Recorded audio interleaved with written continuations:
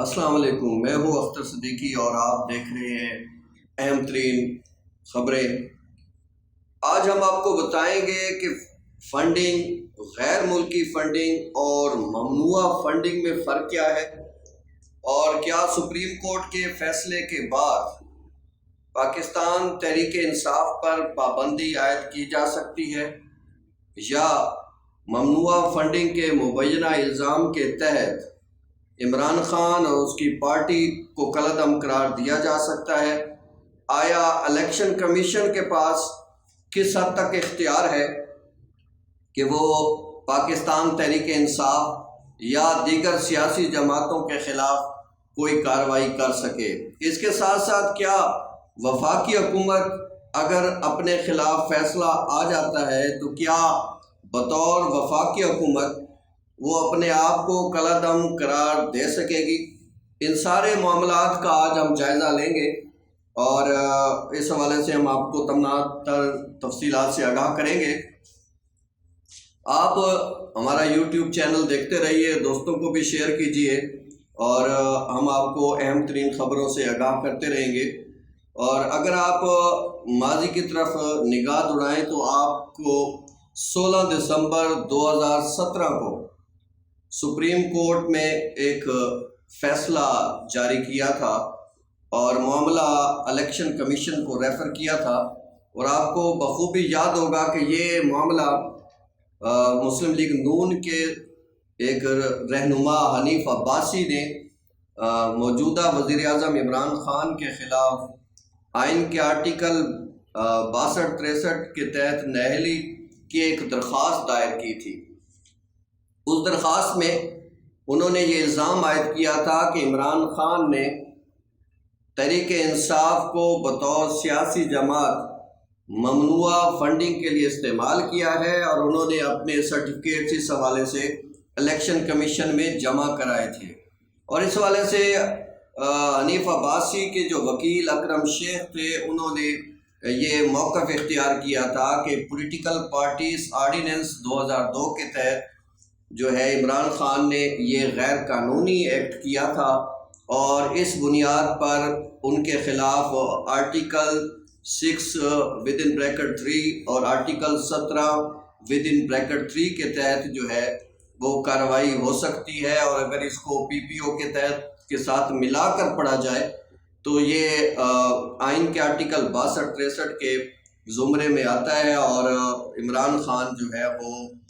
اس حوالے سے نااہل قرار پاتے ہیں۔ تاہم سپریم کورٹ نے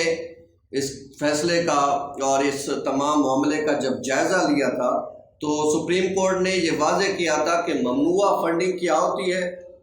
اور غیر ملکی فنڈنگ کیا ہوتی ہے، اور فنڈنگ کیا ہوتی ہے۔ ان سارے معاملات پر سپریم کورٹ نے بڑی تفصیلی بحث کی تھی، اور یہ قرار دیا تھا کہ ممنوعہ فنڈنگ وہ فنڈنگ ہے آئین کے تحت، آئین اور قانون کے تحت، جو کوئی سیاسی جماعت کسی غیر ملکی سیاسی جماعت سے یا کسی غیر ملکی حکومت سے کوئی فنڈ حاصل کرتی ہے تو وہ ممنوعہ فنڈنگ میں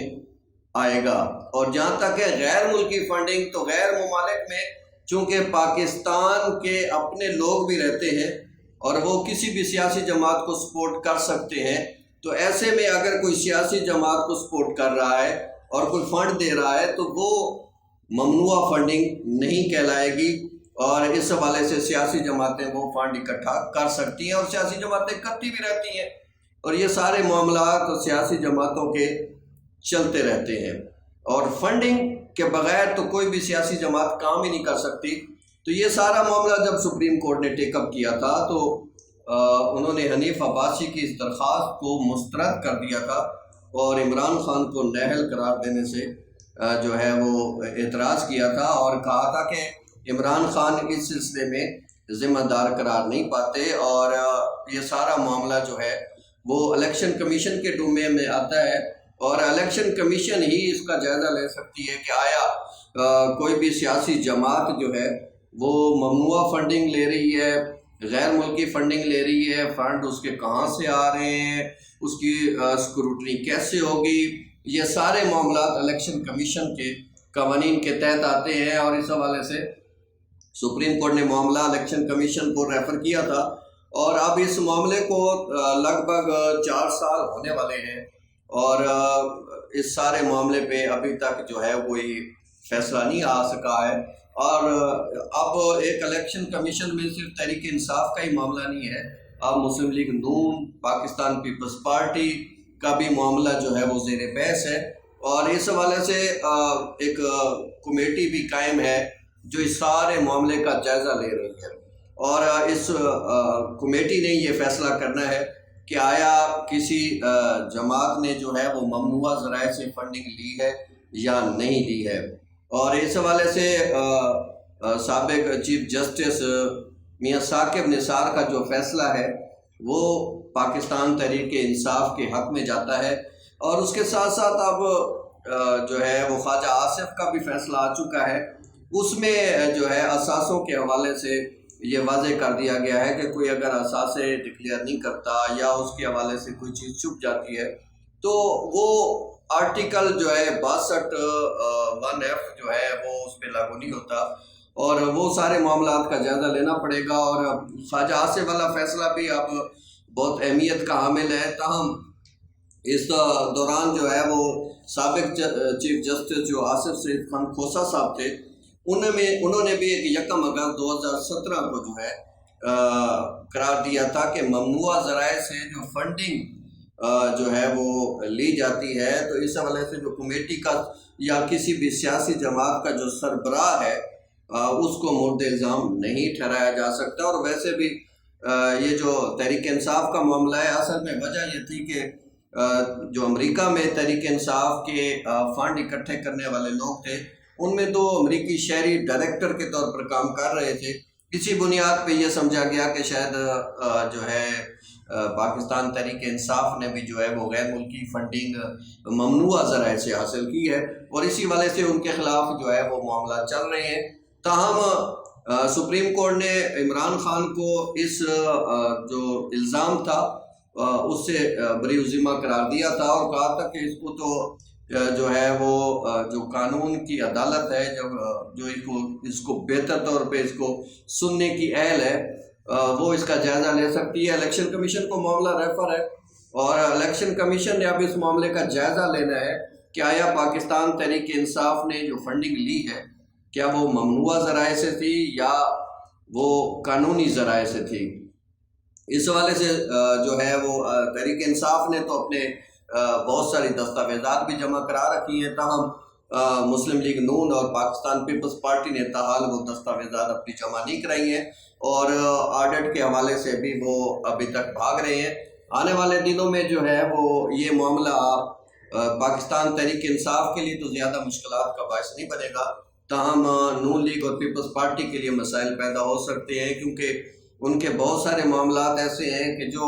ابھی تک لوگوں کی نظروں سے اوجھل ہیں، اور اگر وہ سامنے آنا شروع ہوئے تو بہت سارے مسائل جو ہے وہ پیدا ہو سکتے ہیں۔ اور یہ ممنوعہ فنڈنگ کا جو معاملہ ہے یہ جہاں مسلم لیگ نون کے لیے مسئلہ پیدا کر سکتا ہے، وہاں پاکستان پیپلز پارٹی کے لیے بھی مسئلہ پیدا کر سکتا ہے، کیونکہ جتنے زیادہ فنڈنگ جو ہے وہ پاکستان پیپلز پارٹی کو بیرون ملک سے حاصل ہوتی رہی ہے وہ کسی اور پارٹی کو جو ہے وہ حاصل نہیں ہوتی رہی۔ اب ان سارے معاملات کا جائزہ وہ اسکروٹنی کمیٹی لینے جا رہی ہے، اور پاکستان الیکشن کمیشن نے جو ہے واضح طور پہ قرار دیا ہے کہ اس جو کمیٹی کی جو سفارشات ہیں، جو معاملات ہیں، ہم ان کو جو ہے وہ کسی طور سے بھی کھلی سماعت میں نہیں لا سکتے، کیونکہ ایسی چیزیں ہیں جو ملکی معاملات کے لیے مناسب نہیں ہیں۔ اب دیکھنا یہ ہے کہ یہ فنڈنگ جو ہے وہ دراصل ہے کہ اصل میں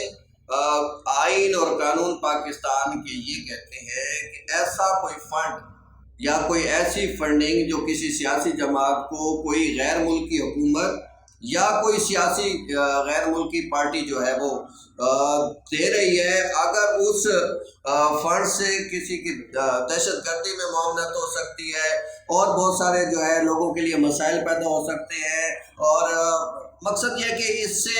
غیر قانونی دھندے جو ہے وہ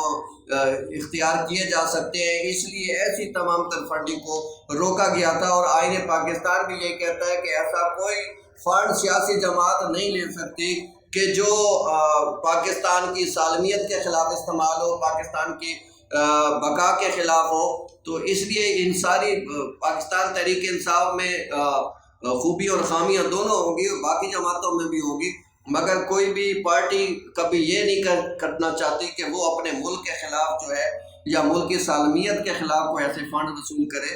اور اسے جو ہے وہ پاکستان کے خلاف استعمال کرے۔ اسرائیل اور دیگر جو ممالک کے حوالے سے الزامات